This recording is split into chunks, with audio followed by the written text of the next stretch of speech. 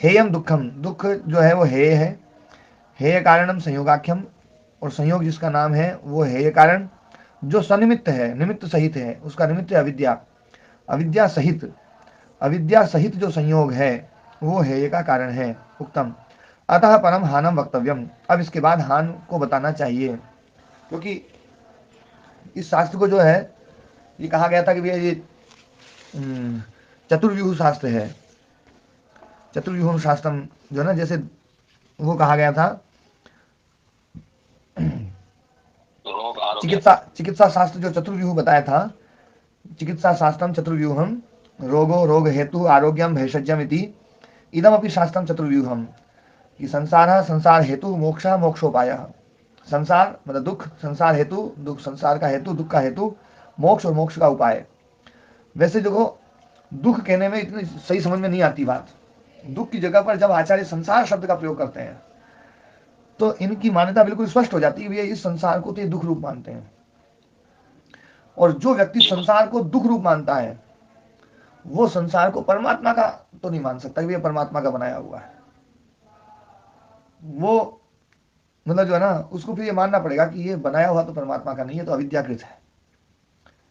तो ये संसार जो है वो दुख है, संसार का हेतु वो दुख का कारण है अविद्या, संयोग और संयोग का निमित्त अविद्या। और अब हान के बारे में बता रहे हैं कि हान क्या है। तो बोले जो दुख का कारण है उसकी निवृत्ति ही हान है। तो तद अभावात, है ना, तद अभावात जो ऊपर अविद्या का वर्णन चला था, तो उस अविद्या के अभाव से अविद्या का अभाव हो जाएगा। अविद्या का अभाव किससे होगा? विद्या के द्वारा। वह विद्या का ये रोल है, विद्या का यही काम है। तो अविद्या के अभाव से संयोगाभाव, संयोग का अभाव, अविद्या के अभाव से संयोग का अभाव, और संयोग का अभाव वही हानम है, वही हान है। तद ऋषय कैवल्यम, वही ऋषि का कैवल्य है। तो मतलब दृश्य शक्ति केवल रह जाएगी फिर। संयोग में तो दोनों मिली जुली सी दिख रही हैं, दृश्य शक्ति जो ना फिर वो केवल रूप में हो जाएगी। तो ये अविद्या के अभाव से संयोग का अभाव, और संयोग का अभाव जो है वही कैवल्य है। संयोग तब तक रहेगा तब तक चित्त रहेगा, चित्त के रहने तक संयोग रहेगा। और चित्त की निवृत्ति जो बता दी गई कि चित्त की निवृत्ति ये मोक्ष है, तो चित्त खत्म, संयोग खत्म, संयोग खत्म तो कैवल्य है। वैसे तो आत्मा कैवल्य ही है, लेकिन कैवल्य होने पर भी वो वैसा केवल रूप दिखाई नहीं दे रहा है, मिला जुला सा रूप दिखाई दे रहा है अविद्या के कारण से। अविद्या उसको मिला जुला रूप देख रही है। तो मिला जुला रूप न दिखाई दे, वो दिखना बंद हो जाए और वो अविद्या समाप्त हो जाए। अविद्या समाप्त होते ही चित्त समाप्त हो जाएगा। देखो प्रोसेस इन्होंने बताई है कि अविद्या समाप्त होगी किससे? विद्या से। के द्वारा अविद्या समाप्त हो गई तो फिर चित्त निवृत्त हो जाएगा। पर इस बात को बिल्कुल स्पष्ट रूप से समझ लें, जब तक अविद्या है तब तक चित्त है, जब तक अविद्या है तब तक चित्त है। अविद्या खत्म, चित्त खत्म। महाराज जी फिर जीवन मुक्त अवस्था में व्यवहार कैसे होता है? जीवन मुक्त अवस्था भी जो है ना, वास्तव में जो है ना, जो है ना, कर्तव्य भाव से जो होता है वो अविद्या का सबसे शुद्धतम रूप है। मानी अविद्या किसी न किसी अंश में रहती है। हाँ, पूर्ण अविद्या समाप्त होगी और चित्त निवृत्त हो जाएगा। राम जी ऐसा ही शब्द है जैसे 99 चोट पहले लगी ना, 100वीं चोट जो आखिरी में लगेगी, बस वो वाली बता रहे महाराज जी। बाकी 99 का सहयोग तो है ही उसमें। हाँ, 99 का सहयोग है। 99 चोट खा करके आदमी जीवन मुक्त रहेगा, एक चोट पड़ी और मुक्त। हाँ, वो लास्ट वाली है, वो बिल्कुल है, फिर वो हट जाएगा। महाराज जी ठीक बोल रहा हूँ? बिल्कुल सही बोल रहे हो। जी राम कुमार जी एकदम सीधे सीधे सरल शब्दों में बहुत बढ़िया समझा देते हैं। नहीं, ये तो अभी ये योग दर्शन जो है ना, एक दो बार और पढ़ेंगे, इनको कुछ बहुत सारे शब्द भी याद हो जाएंगे, इसके बाद ये पढ़ाएंगे बहुत अच्छे से। जी महाराज महाराज जी जीवन आपका ही दिया हुआ है, मैं तो बहुत लड़ोकड़ो था, बहुत लड़ोकड़ो। ये तो आपका ही स्वभाव है राम कुमार जी। मैं तो केवल उस स्वभाव को ही जागृत किया है। मैं कुछ दे सकता होता तो फिर तो मैं सब कुछ दे देता। तो अब तस्य अदर्शनस्य अभावात, तद अभावात मतलब उस अदर्शन का अभाव, अदर्शन मतलब अविद्या, जो तस्य हेतु अविद्या इससे पहले वाला सूत्र बोला है, उसके अभाव से बुद्धि पुरुष संयोगाभाव, बुद्धि पुरुष का जो संयोग है उसका अभाव हो जाएगा। बुद्धि पुरुष का जो संयोग है वो बुद्धिकृत है, पुरस्कृत नहीं है, ये बिल्कुल स्पष्ट रूप से हो जाना चाहिए। पूर्ण जी और ओम प्रणाम गुरु जी। हाँ प्रणाम जी, ओम प्रणाम जी। हाँ तो ये जो संयोग है ना, ये संयोग बिल्कुल स्पष्ट रूप से समझ लेना है कि संयोग बुद्धि के द्वारा है, आत्मा के द्वारा नहीं है। मतलब एक तरफा है संयोग, बिल्कुल सही बात है है ना। जैसे कोई दुष्ट व्यक्ति कलेक्टर का नाम ले लेकर के और काम करवाता रहता है, तो वो मतलब दूसरा आदमी जो है ना, जो काम कर रहे हैं लोग, वो उस आदमी को कलेक्टर से संयुक्त मानते हैं कि ये आदमी कलेक्टर का नाम ले रहा है, कलेक्टर इतनी सारी बात बता रहा है, कलेक्टर जो है ना इसके साथ मिला हुआ होगा पक्का है। लेकिन हाँ, आवाज बंद कर। लेकिन कलेक्टर को तो कई बार मालूम भी नहीं होता कि ये तेरे नाम से काम करवा रहा है। हाँ, कलेक्टर को पता भी नहीं है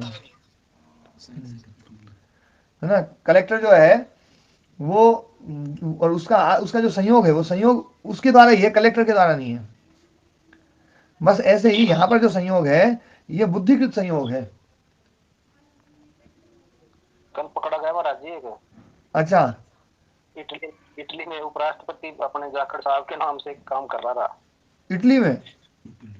हाँ जी, अरे बहुत दूर जाकर काम। उपराष्ट्रपति की डीपी लगा के हाँ। लोगों से ऐंठा। अच्छा, जी तो राष्ट्रपति जी को पता ही नहीं होगा, उपराष्ट्रपति जी को हाँ, है? कल पकड़ा गया। पर देखो, उपराष्ट्रपति जी को पता चल सकता है, यहाँ तो आत्मा ऐसी जिसको पता ही नहीं चलेगा इसका, हाँ ठीक बात है। क्योंकि आत्मा को हमेशा पता ही है कि भैया ये जो सही मतलब जो ना, मैं तो मैं ही हूँ। वो तो हमेशा अपने ज्ञान में मस्त है, उसका जो ज्ञान है ना, उसमें कुछ मिलावट हो ही नहीं सकती है। पूर्ण जी, आत्मा जो है ना बिल्कुल शुद्ध, नित्य शुद्ध, नित्य बुद्ध, नित्य मुक्त, ये उसका स्वभाव है, वो नित्य है बिल्कुल, बिल्कुल सही बात है गुरु। है ना। हाँ, और जो संयोग हुआ है ये चित्त के द्वारा हुआ है, तो ये सारा जो खेल है वो चित्त का है। पर बिना उसकी उपस्थिति की, आत्मा की उपस्थिति के बिना इसमें कुछ संभव नहीं है। बस इतनी सी बात को लेकर के अपन जो है ना, ये गड़बड़ झाला चित्त का मानते हैं, वो उसका आत्मा का मानते हैं, पर ये सारा गड़बड़ झाला है चित्त का, और अविद्याकृत है ये। इस अविद्या को समाप्त करना पड़ेगा, है ना। तो उस आदर्शन के अभाव से, अविद्या के अभाव से बुद्धि पुरुष संयोग अभाव, बुद्धि पुरुष का जो संयोग है उसका अभाव हो जाएगा, वो आत्यंतिक है। आत्यंतिक बंधो प्रमः इत्यर्थ, बुद्धि पुरुष का संयोग का अभाव, इस बात को समझाया है। आत्यंतिकः बंधो प्रमः, जो बंधनो प्रमः, बंधन का जो उपरम है, बंधन से जो उपरति है, बंधन समाप्त होगा, वो आत्यंतिक होगा। आत्यंतिक का मतलब है अंत का जो अतिक्रमण कर दे। करना आपने समझाया था महाराज जी। हाँ, अंत का अतिक्रमण कर दे, मतलब जिसमें अंत ना रहे। अंत का अतिक्रमण करने का मतलब है जो अंत में न रहे, अंत से पार चले जाए, अंत से पार अनंत ही जा सकता है। आगे कुछ होने की संभावना पूरी तरह समाप्त हो जाए। हाँ, पूरी तरह से आगे की जो संभावना बिल्कुल खत्म कर दी। बार बार इस बात को कह रहे हैं, बार वो तो आ ही नहीं सकता फिर। आत्यंतिक होना जो है ना, ये बंधनोप्रम है। एतद हनम, यही हान है, यही मुक्ति है। तद दृश्य कैवल्यम, वही दृश्य शक्ति का कैवल्य है ना। वो केवल दृश्य शक्ति अब केवल दिखेगी, पहले मिली हुई दिख रही थी, वो थी तो वे एक केवल ही, पर वो अब जो है ना दिखने में लग गई। पहले संयोग तो दिखाई रही थी अविद्या के कारण से। पुरुष से अमिश्री भाव, पुरुष का जो अमिश्री भाव है, पुनः असंयोग गुण इत्यर्थ।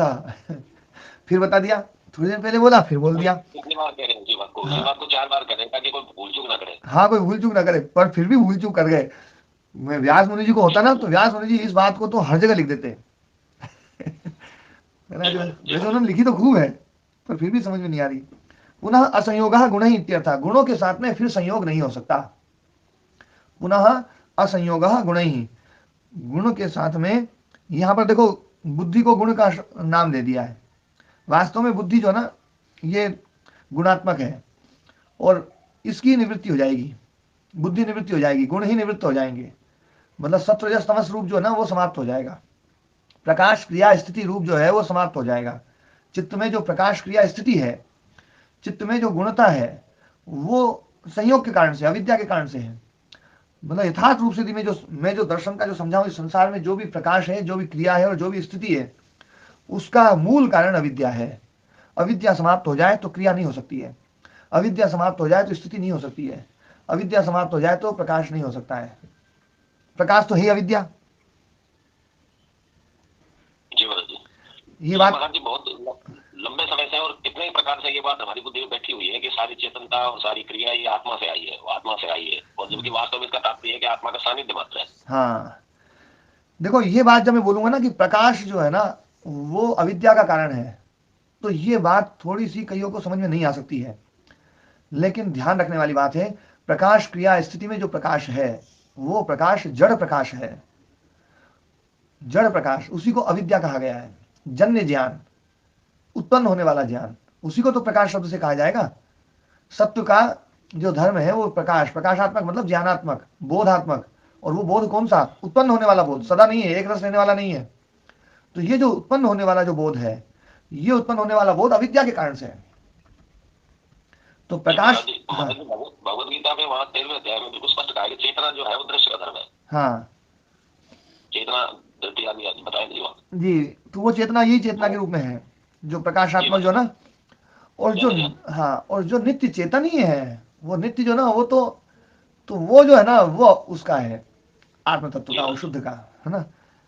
तो यहां पर इसको प्रकाश शब्द से कहा गया है। ध्यान देने वाली बात है, इस जो उत्पन्न होने वाला जो ज्ञान है, इस ज्ञान को प्रकाश शब्द से कह दिया गया, प्रकाश क्रिया स्थिति। वेदांत इसको प्रकाश कहने के लिए राजी नहीं है। वेदांत तो कहता है ये तमस है, वेदांत इसको माया कहेगा, तमस कहेगा, अंधकार कहेगा, सब कुछ कहेगा, और बोले अंधकार से प्रकाश की ओर चलो, ये अंधकार है और इससे प्रकाश की ओर चलो। प्रकाश कौन सा? वो प्रकाश नित्य प्रकाश जो सत्य है, जो चित है, जो नित्य प्रकाश है, ठीक है ना। और यहाँ पर ये प्रकाश तो 3 मित्रों वाला प्रकाश है, वो जो आपने बताया था ना भाई, तीनों मित्र पक्के भाईले हैं। हाँ, पक्के भाईले वाले हैं। प्रकाश क्रिया स्थिति, ये तीनों इकट्ठे रहते हैं। और गाड़ी भी चलाएंगे तो तीनों ही चलाएंगे, पर बिठाते गाड़ी में बैठते आदमी वो एक के कारण से है कि आज उसमें प्रकाश चलाएगा, चलो बैठ लो। फिर बाद में पता चलता है तो ये तो ठोक दी गाड़ी। बोले चला कौन रहा था? बोले यार तो प्रकाश के साथ में, बोले स्थिति ने संभाल ली थी गाड़ी। तीनों पक्के मित्र है महाराज जी। हाँ, तीनों गुथे हुए हैं एकदम जो है ना। हाँ जी, तो जब ये अविद्या समाप्त हो जाएगी तो तीनों चीजें समाप्त हो जाएंगी। फिर पुरुषस्य अमिश्री भाव, पुरुष का अमिश्री भाव हो जाएगा। पुनः असंयोग गुण ही इत्यर्थ, गुणों के साथ में फिर इसका संयोग नहीं हो सकता। गुण के साथ में इसका जो संयोग था वो अविद्याकृत था, अविद्या समाप्त हो गई तो गुणों के साथ में संयोग समाप्त हो गया, गुण अव्यक्त में चले गए, आत्मा केवल रह गई। बस यही केवल्य है। दुख के कारण की निवृत्ति होने पर दुखो प्रमह हानम, दुख के कारण की निवृत्ति हो गई तो दुख तो समाप्त हो ही जाएगा। फिर दुख से उपरम वही हान है। तदा स्वरूप प्रतिष्ठा पुरुषः इत्युक्तम, तो वो स्वरूप प्रतिष्ठ पुरुष हो जाएगा, ऐसा कहा गया है। बार बार ये कहा गया वो स्वरूप प्रतिष्ठा की, जो तदा दृष्टु स्वरूप अवस्थानम, वो जो स्वरूप अवस्थान है वो अवस्था आ जाएगी, वही हान है, वही है ना केवल्य, दुख से मुक्ति, आत्यंतिक दुख निवृत्ति। आत्यंतिक दुख निवृत्ति मतलब अनंत काल तक। अथ हानस्य कहा प्राप्ति उपाय इति, अब हान की प्राप्ति का उपाय क्या है? तो बोले हान की प्राप्ति का उपाय है विवेक ख्याति अविप्लवा हानोपाय। अविप्लवा जो विवेक ख्याति है, विप्लव रहित, जिसमें जो है ना थोड़ी भी देर के लिए जो है ना वो विवेक ख्याति हटे नहीं, वो विवेक ख्याति जो है ना वो हान का उपाय है। अब विवेक ख्याति को पहले समझाया। सत्व पुरुषान्यता प्रत्ययो विवेक ख्याति ही, विवेक ख्याति है सत्व पुरुष का अन्यता प्रत्यय, ये अन्य है ना, जो ना अन्यत्व है ना प्रत्यय, अन्यता कहो या अन्यत्व कहो एक ही बात है। त्वा प्रत्यय और ता प्रत्यय एक ही अर्थ में होता है, त्वा तल दोनों होते हैं। तो अन्यत्व जो प्रत्यय है मतलब अन्यत्व ज्ञान, सत्व और पुरुष का पृथकता का ज्ञान, यही विवेक ख्याति है। विवेक शब्द वास्तव में पृथक के लिए आता है ना, पृथक पृथक जो पता चल जाए। सातु अनिवृत्त मिथ्या ज्ञाना प्लवते, यदा मिथ्या ज्ञानम दग्ध बीज भावम बंध्य प्रसवम संपद्यते तदा विधूत क्लेश रजसः सत्वस्य परे वैशारद्य परस्याम वसिका संज्ञायां वर्तमानस्य विवेक प्रत्यय प्रवाहो निर्मलो भवति। सातु अनिवृत्त मिथ्या जाना, है ना, मिथ्या ज्ञान के द्वारा जो निवृत्त नहीं हुई है ना, अनिवृत्त मिथ्या जाना, है ना। नहीं, ये ऐसा नहीं, अनिवृत्त है मिथ्या ज्ञान। हम्म,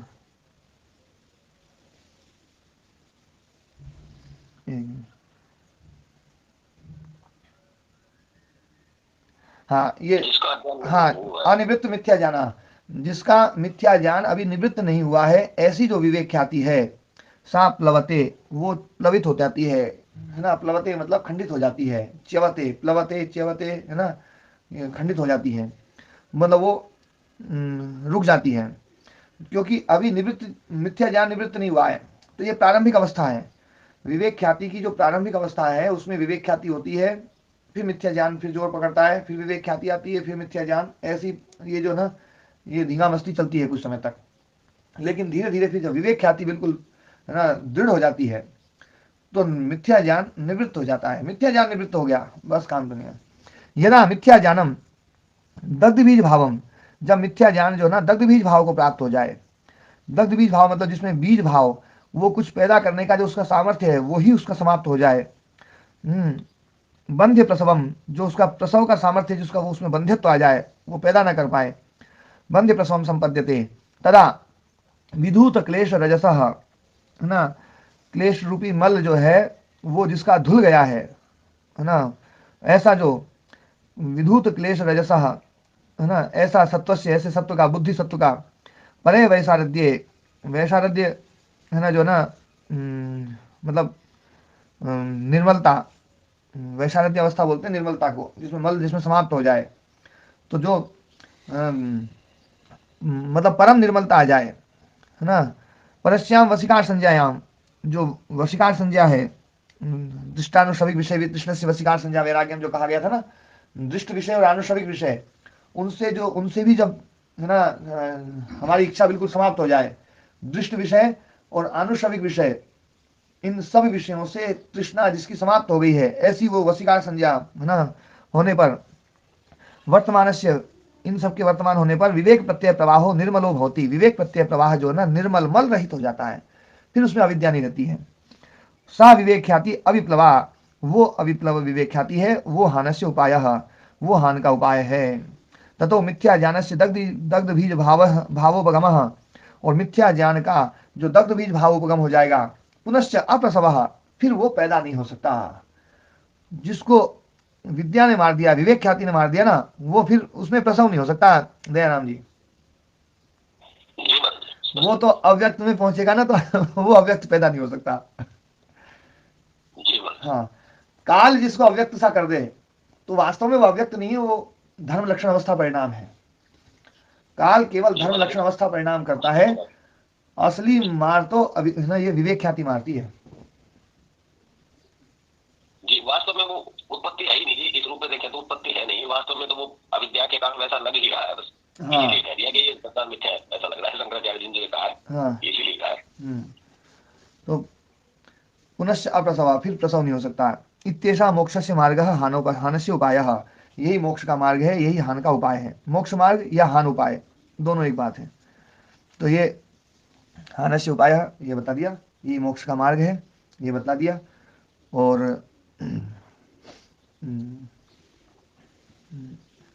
अब 27वां सूत्र रह गया है, इस पे चर्चा कल करेंगे अपन।